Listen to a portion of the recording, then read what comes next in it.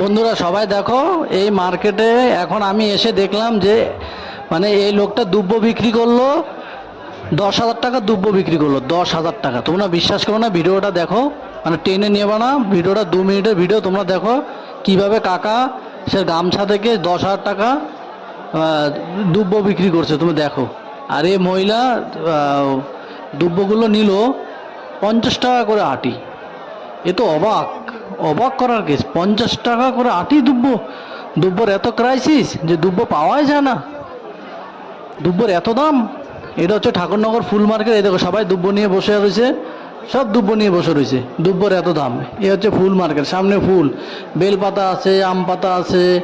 এখন একটা ঠাকুমা আসবে, এই ঠাকুমা চলে এসছে, এখন এই ঠাকুমা দুব্ব কিনবে। দেখো দুব্ব, ওই কাকা আবার দুব্বর টাকা দিয়ে গেছে, আগাম টাকা দিয়ে যায় আবার, কি অবস্থা।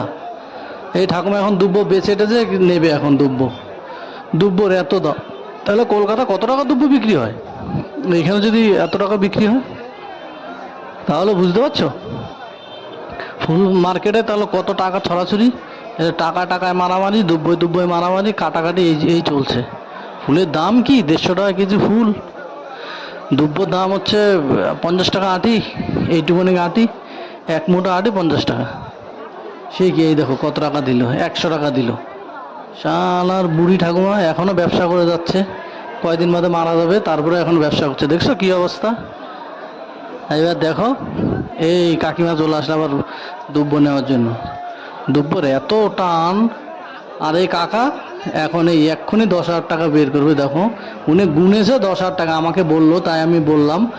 তো ওনার টাকা দেখলে মাথা ঘুরে যাবে, যে দুব্ব যদি এত টাকা বিক্রি হয় তাহলে ফুল তাহলে কত টাকা বিক্রি হবে, হাজার হাজারে বিক্রি, লাখ লাখ টাকা এখানে ব্যবসা।